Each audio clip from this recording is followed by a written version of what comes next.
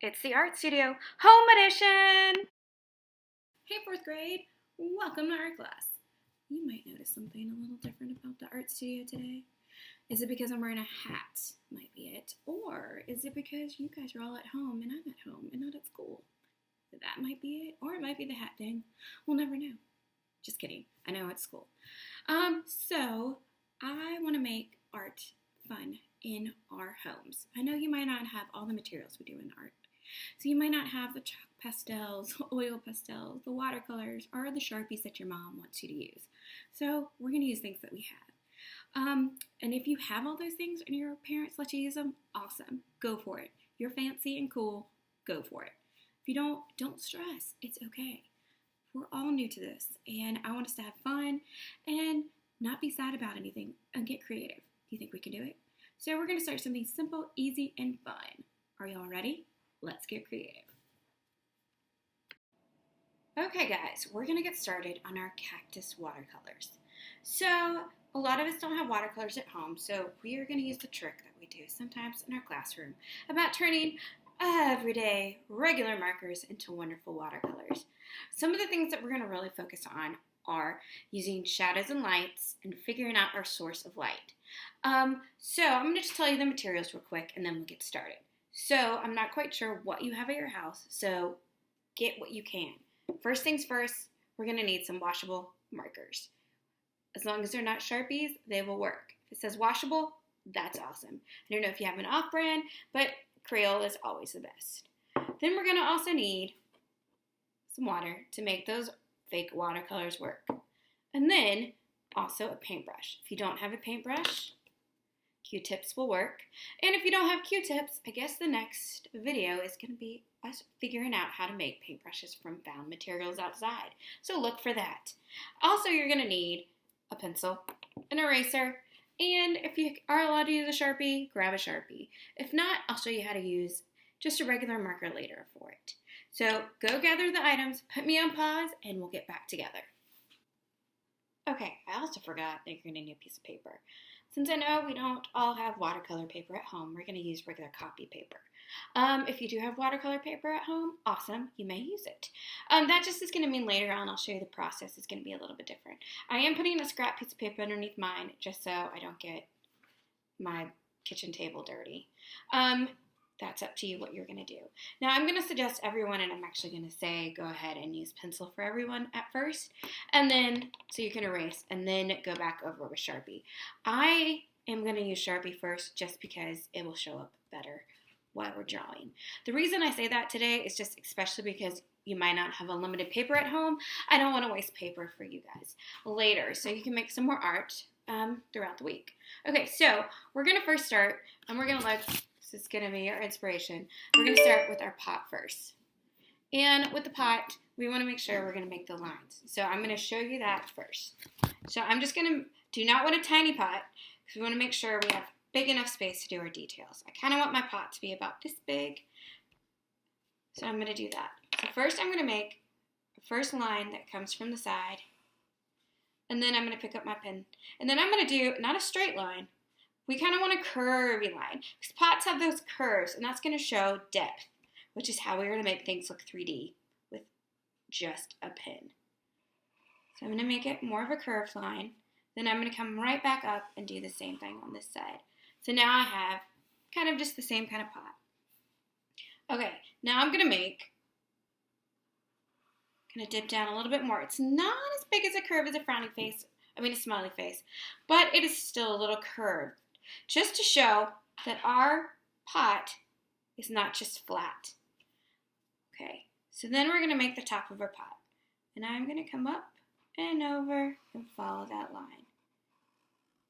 Now I kind of wish I did have an eraser, but I'm just going to go with it today because I don't. And now I'm going to make sure I make a table or somewhere I'm going to put my pot. So I'm going to make a line, jump over to this line and make the tabletop. Now I'm ready to start our cactus. So I like to make a variety of different cactus. I like the small cactus, the big cactus. The things you have to remember is we're going to draw the lines later. So the needles are going to be later. We're just going to draw the outline for right now. And I'm going to come back and add dirt later too. So just leave a little space. And I'm going to have my first one come out kind of like this. And they're round. So if you notice, it's not a perfect circle. I make the arc and I make the curve at the bottom.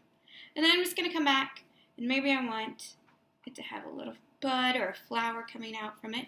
And then I am going to make these lines, but not the needles. Now, if you are using, when we are about to go outline and you're using a washable marker, do not make your lines yet. Got it?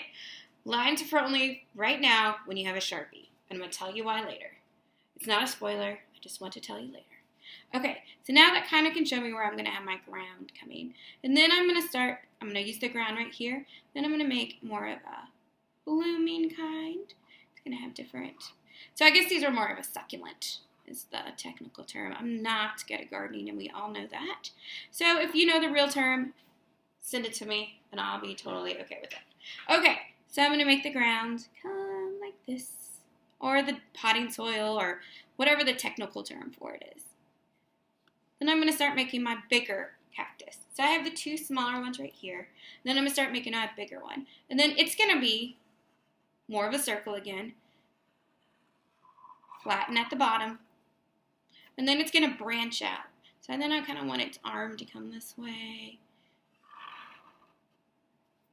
And then maybe I'm going to make another one. I'm going to make this one a little skinnier. But I'm going to use this curve to help me make this line. I'm going to curve it. And again, this is up to you. If you want your cactuses to look different, this is looking like Mickey Mouse now, you can. This is up to you. As long as they have some certain features, they're going to look like cactus. So I'm going to make my line that comes this way. Now it looks like a snowman. Then I'm going to have an arm coming this way. And maybe I'm going to have a flower coming or whatever, again, the technical term is. Hopefully you guys will get back to me with that, what that's called. And then I'm going to make a smaller one right here. Again, I'm not making the needles, which are the most important part of a cactus, but I'm not making them. I'm going to finish the ground, and then I'm going to have another smaller succulent coming from the side. Again, these are just recommendations. You can make how you would like, okay? And then I'm going to do more of a regular cactus that you would think you would see out in a desert. So it's more of a line, but it's a curved. Remember, we don't want to make straight lines on the top. We want to make sure it's curving. So I'm going to make it straight coming up. And then its arms, and its arms more curvy too. I would love to have an eraser at this point, but I do not, so we're going to just keep on going. There's no mistakes. We can fix things later. I'm going to have one coming from the middle. And then maybe a tiny one just coming up from here. And maybe I have a flowery plant that's coming out. Now I am going to write to the lines if I had a Sharpie. And the Sharpie, I want to make sure I have a Sharpie. This is not for anything that's not washable. So I'm going to make the lines. The lines aren't going to be straight down. They're actually going to curve. We're going to make it seem more 3D. So we're going to allow those lines to do it. So these are just for people who are using Sharpies.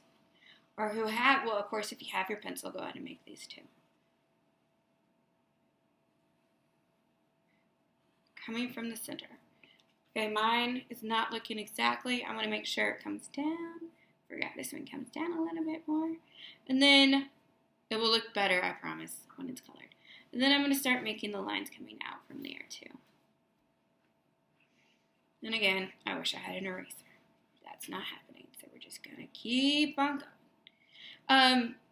This is going to be a good practice for me not to be perfectionist with things. And it's good practice sometimes, just to let things go. Okay, again, I didn't make any sort of needles. I didn't make any sort of lines besides on the cactus, because we're going to go back later and do that. The next step, now you can pause it if you want to add more, add different things, make yours look a lot different than mine. Will not hurt my feelings. Go for it. I can't wait to see what you're doing. So now we're going to start coloring in. And here's the deal with that. If you did not, let's outline it, right? So I'm going to pause it. If you have a Sharpie, outline your pencil marks. If you don't have a Sharpie, don't do anything, okay? Now we're going to color in. And it's important we have our washable markers because this is going to create our watercolor effect. If you don't have a Sharpie, again, don't outline it because it's just going to mess up your lines. Okay, first I need to figure out where my light source is. And when I say about light source, I mean where the light is coming from. So we're going to pretend either the sun is on this side or the sun's on this side, or a lighting is right here or there. I'm going to say mine's in this corner. So that means that if the sun is shining down this way, this side's going to be in the shadows. This is going to be the lighter side. So when I'm thinking about shades and hues and tints, I'm going to use a darker shades on this side or this side. I'm going to try to do it darker on this side for the shadows. So even if I use this, I'm going to try to get the shadows here and get lighter as you get towards the light source. So think of the sun right here, and you're going to get lighter as you get closer to the sun. Okay, pick your light source, and now we'll start coloring. So I'm going to start with the cactus first, because they're the most fun. So I'm going to do that. I'm not going to color all the way in, because I'm going to let this bleed with the water and fill in all my spaces. So I'm going to make sure my darkest spots I'm going to color fully in. So I know we said my shadow is going to be on the side. So everything on my right side is shadowing. I'm going to come and color down here. And then I'm going to make sure I shadow. If the light comes down, my shadow is going to be on this side. Always want to think, where's that light is hitting and where's the shadow? Now it's going to be opposite. Light's going to hit right here. And I want to make sure I have my shadows.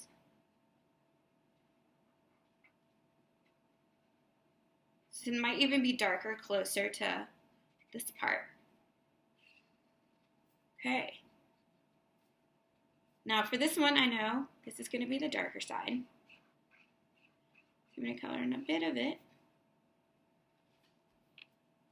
And then I'm going to add, I know this is going to be the darker side, so I'm going to add a little right here, and then I'm going to show you how we're going to add some more shades to that. I'm just using green first. Next, I'm going to take this one, and I'm going to actually make kind of like, this is going to be the moon, and I want part of it to be dark and part of it to be light. So I'm going to use a curved line. Straight lines, if we use straight lines right now, it will take away from our circular shape. So that's why we are using curved lines. I'm going to come make sure I have my dark side.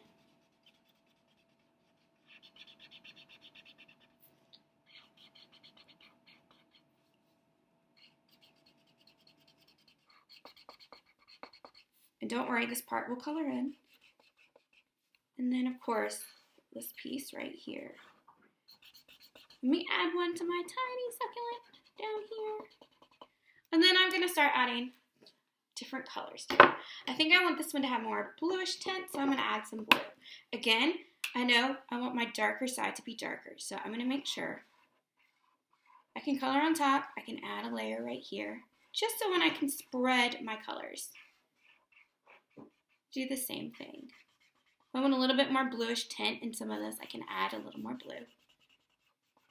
Won't take away from your green, just will add that color because it's kind of like color mixing, but since we don't have a watercolor palette we're using, we can use the different shades and different colors and kind of have to just layer it. Okay, so I think I want that one to be that. So the big one, I want to kind of have more of a yellow, so I'm going to add, well, of course, yellow. Answered your question right there, didn't I? So I'm going to keep on adding yellow. Feel free to pause me, which you can't do in class, which is kind of fun. You can pause me now. Feel free to get up and take a rest, get a snack. Hopefully you're listening to music by now. So you guys all want to be DJs in my class. You can listen to whatever you want. It won't have to just be Kids Bop. I'm still adding some more. I want this one to be have a lot more yellowish green in it, so I'm going to go ahead and push that color out. And this one's going to have a little bit of yellow to it too. So I'm kind of done with my main cactus now. I'm going to add maybe some reds and pinks to the flowering parts. A little red. A little pink at the top maybe for this one. A little red at the bottom. Now, the same thing is I'm going to add the dirt.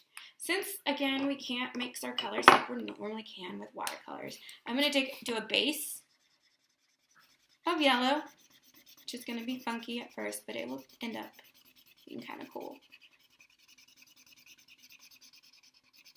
So I'm coloring all of it in because I want it to make sure I push all that color in. And then I'm going to add brown dots everywhere to kind of give it the sans part.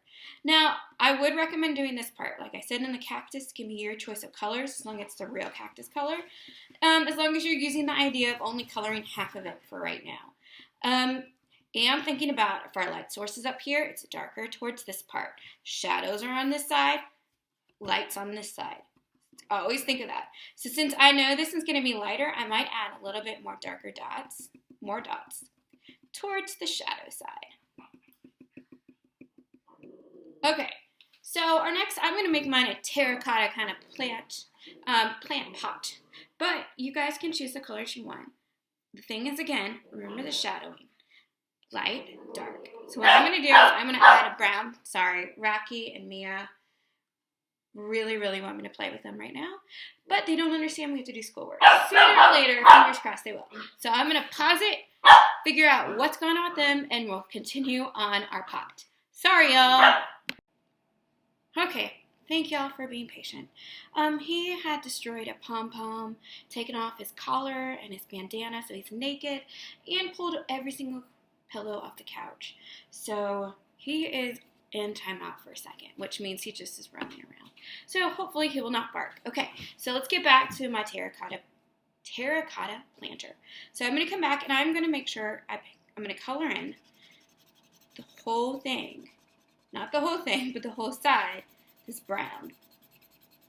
So I want to be able for the brown to be able to go over to the other side. Sorry, I'm going to switch it so it's easier for me to color.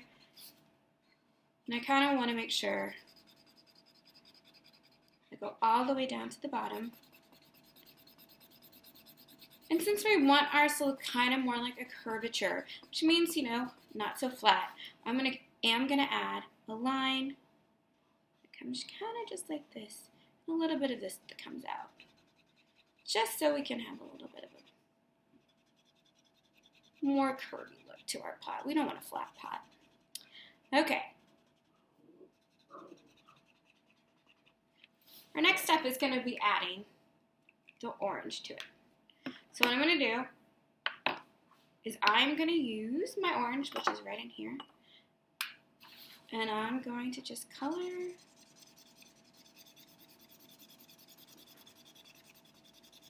all the way right like this. Also, I'm going to add a layer over my brown. This is a quick layer because we're going to be able to push this over here.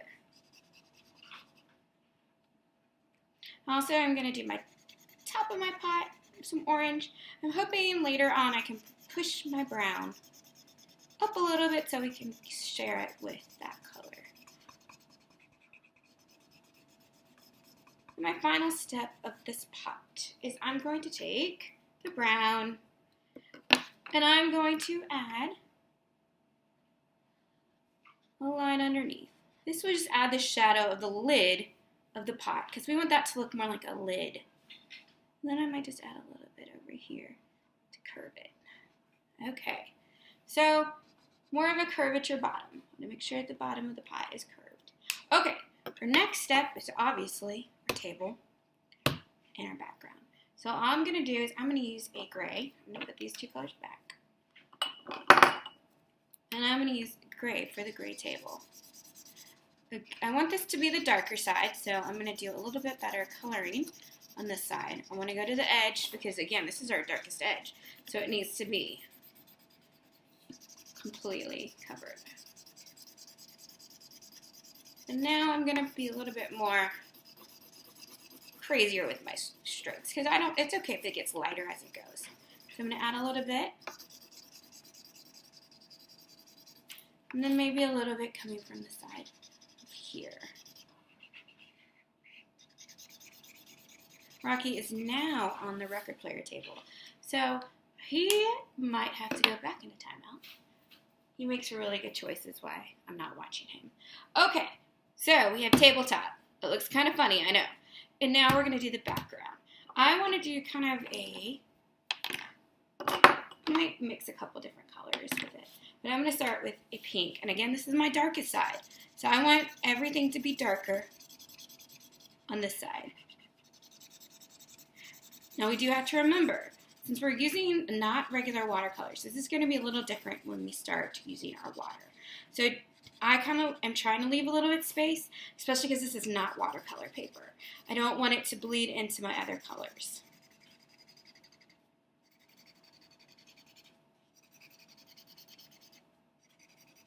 Usually I'd be like, what? You didn't do a good job coloring in. You can do better than that. But at this point, guys, it's exactly what I want. Maybe have a little radiating from here, and a little bit from here and here. Add it to the top. Now I'm going to add maybe some darker colors into this. Maybe add some purples. And again, this is my darker side, so I want, of course, to add the darker purple to this side. Maybe add a little bit here and there, just to have some nice looks to it.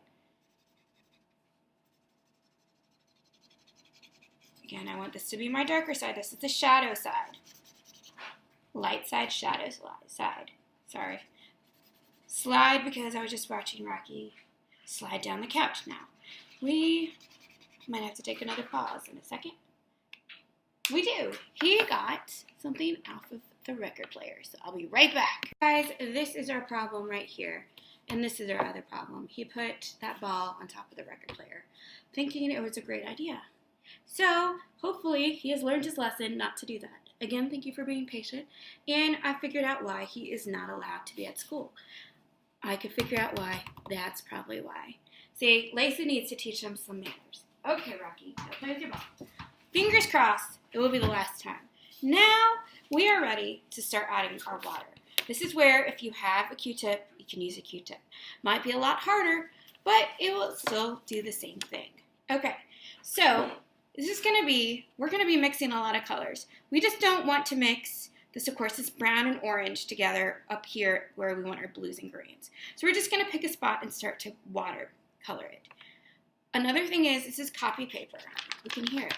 It's very flimsy. It's not like a thicker paper, which remember, it's heavier. So we're going to have to be careful with our water. If we put too much water on it, what's going to happen? It's going to tear and we're going to get frustrated. And we don't want that to happen with our beautiful picture.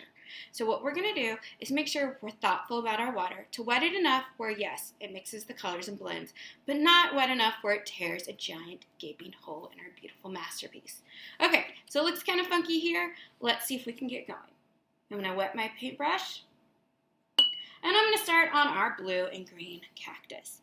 I'm going to start with the darker color side, of course, because I want that color. If you notice, it's already starting to blend. If I want that line to go away, I push the water a little bit more. I load my brush a little bit more. I'm still being very careful about not getting too wet, but wet enough where I'm not going to tear, where I can actually mix the colors. Now here's another thing. If I push down really hard and scrape, scrape, scrape, of course it's going to rip. But if I do light strokes, it won't. Again, I want that dark blue color to kind of fade together with the green. I don't want to be where it has an obvious line. So I might go back and add different colors and add a little more water later. I just am careful and thoughtful about my paper. We're going to be very blessed when we go back and we're like, we love you, watercolor paper. We love you, thick paper. But right now, we just have to work with what we have. I might actually just start just holding the watercolors and singing a song when I see them because I miss them.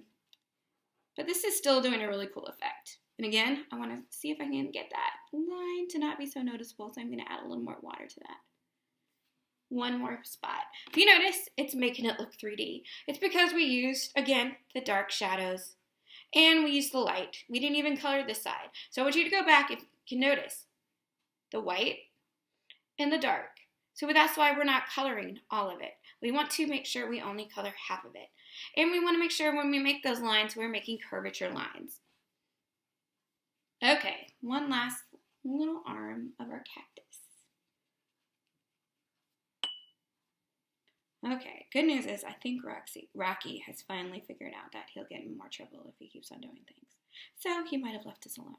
Okay, so I'm done with that color. So I want to move on. So I'm going to wash my brush. This is just like if I was going to wash my brush in between colors on the palette. If I want to get a paper towel to really clean it, I can. I'm just going to make sure it's super. And then I'm going to come to this color. So I'm going to add some more water. Because I want to push that lime green color all the way across to that cactus. Now the other thing is, if I had used my black Crayola marker to outline, what would be happening right now? All those Sharpie lines would be disappearing. That's why I said, if you have to use that, don't do it now. And we can go back at the end and outline. Okay, let it come up. I used a lot of water on that one. It's going to really branch out.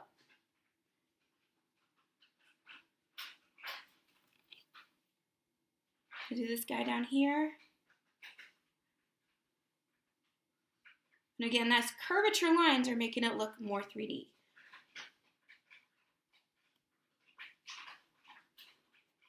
Okay, another arm. And you can hear Rocky probably got back into something.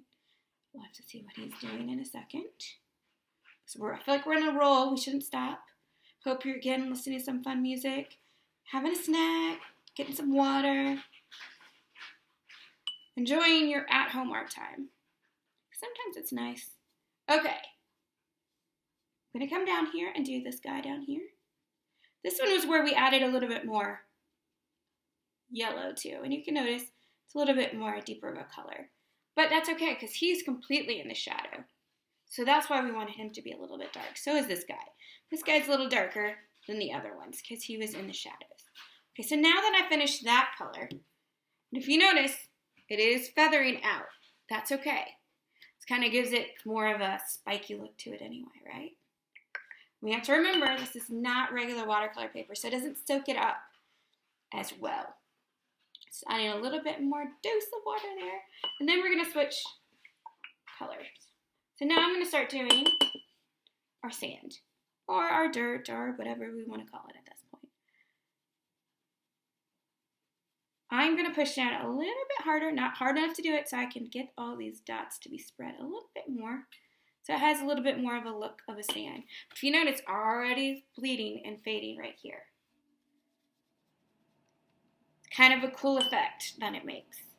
And again, we wanted this to be a little darker because it was in the shadows. Let's see. Let's get a little bit more. Get a little bit more down here. There we go. So we have our dirt area, which is not looking as yellow, which is what we wanted. Okay, I'm going to clean my brush out really well. I'm going to make sure it has all of that green off. I'm using my hand right now. I would suggest use a paper towel.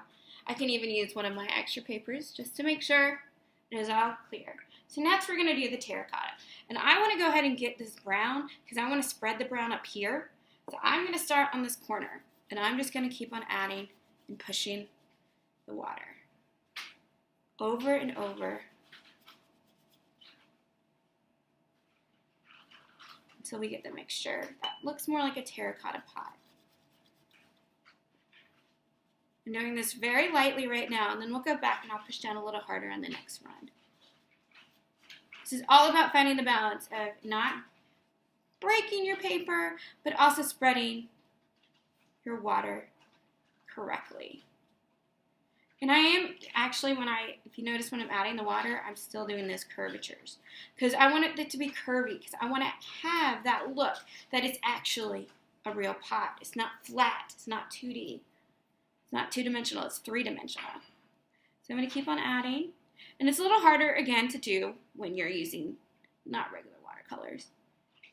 But I'm kind of excited about the way this is going. And again, if you wanted to not do a terracotta pot and wanted to do a darker blue, pot and a light blue, I would do it darker, and then maybe add a little bit of different color, and then come out. And if you have different hues and colors of these watercolor markers, which are any washable markers, feel free to use that. I am just using a standard set that has just the standard colors. You might have cool, like teal colors, aquamarine, a maroon. Feel free to use those. But I knew most people had the basic set, so I wanted just to do what everyone else had. Okay. Again, I'm glad I have the shadowing. Okay, we're going to do the table next. Table's going to be kind of easier. It's okay if I keep a little brown on there too because it might make it darker. And again, this is supposed to be the darker side. So I want to pick up some of the colors so when I spread it, we'll start spreading. I'm doing longer strokes on the bottom just because I can to push that gray so it can fill the whole paper in. Again, I'm not pushing down too hard.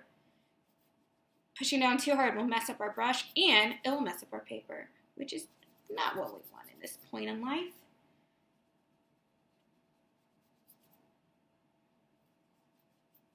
Okay. Making sure I'm going all the way to the end. It's kind of hard. If you have a place back down, it makes it a little bit easier. If you see it's starting to feather down here, which is what we want. We want to have this watercolor effect without using the watercolors. If you ever get in a bind, now you know. You always will have watercolors with you if you have regular markers. Okay, so once we get the table, how I kind of like it, having those shadows, I kind of want this to be spread. So when it gets back later, I might spread it a little even more, but I want you guys have to be watching me try to get this how I like it. So I'm just adding more water, but again, I'm dabbing the water on. I am not even spreading it at this point because I don't want to break my paper because it's super saturated, which means it has lots of water on it. And this paper was not made for that. You can even see I have a little wrinkle down here. If it starts wrinkling like that, just go away from that area because that will mean it will start tearing and breaking, which is not what we want. Just be patient with it. Okay, so now let's do our background and then we'll be done and I'll go to the next spot. Okay, so all I'm gonna do is start adding that water again to this process. I'm not gonna make you watch this whole thing because you guys, I think, have the idea. So I'm gonna pause the video, we'll come back till it's done and then we'll start doing our outlines. Okay, see you soon. Okay, so you should have finished watercoloring everything in right now. If you notice, we have our dark side and our light side. I think it really worked well. At this point, if you are using only Crayola markers and you don't have a Sharpie, let it dry completely. Come back to it. If you have a Sharpie, let it dry for a little bit and then we'll add our spikes to it. I also want you to notice how dirty my water is. Anytime, at any point, just like if you're in the art studio, go clean your brush and your water. This is just like we would do. You guys know how to do that. Okay, so I would just start adding my spikes. And your spikes can be however you would want to do them. You can do cross spikes.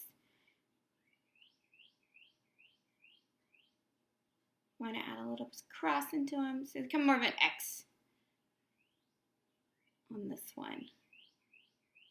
Do you see if you use a watercolor marker, it would not have shown up right now. It would have all bled together. The other thing is that if you notice, it feathered out of my lines. So maybe it even is better to wait and outline everything after. That's your choice. You can kind of explore with it and see which one you like better. I'm going to make some spikes. I'm going to make some spikes going this way. Then I'm going to make them closer together, maybe on the darker side. Again, I kind of still want to make sure it's still looking more 3D. So these would be closer together, and as I get closer to the middle, I would spread them out. Do the same thing with this one. And again, it's a little wet, so my Sharpie's not working as well. So make sure you wait till it's completely dry and come back to this spot. Adding it. Okay, so finish that. At the end, of course, just like we do in art studio, sign your name at the bottom. And look forward to see you in our challenge.